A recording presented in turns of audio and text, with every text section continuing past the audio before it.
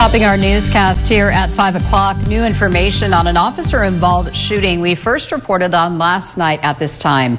The officer involved in that shooting has been identified, and we are hearing from the woman caught in the middle of it all. 17's Rob Hagan has more on her pleas for help.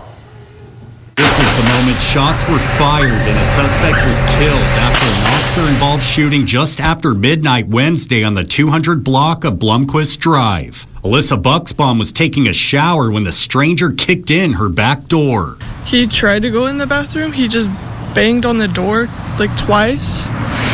And I was just dead silent on 911, texting 911.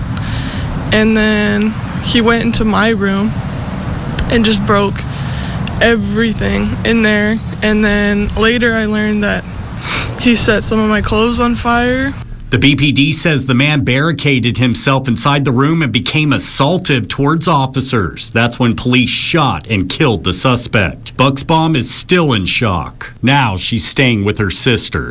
Even them just coming in and out through their own apartment door just freaks me out. A hazmat team is cleaning up the blood splatter from the walls, the floors, even the ceiling. They can't salvage anything because of the HIV diagnosis the guy had. 21-year-old Bucksbaum is a psychology major at CSUB on her last year. She said the intruder destroyed her computer, backpack, school supplies, and her glasses. This is what I was wearing. That's all I have. Bucksbaum said authorities told her she can't go home for a week. She thinks it'll take longer to repair the smashed windows and broken doors. He picked out my underwear and my bras specifically and put them outside. Nicholas Gonzalez is identified as the officer who discharged his firearm. He's been employed with the BPD for 5 years. We've had some cops around with possible burglaries, but nothing ever resulted like this. Beverly Smith has lived in the neighborhood for about 4 years.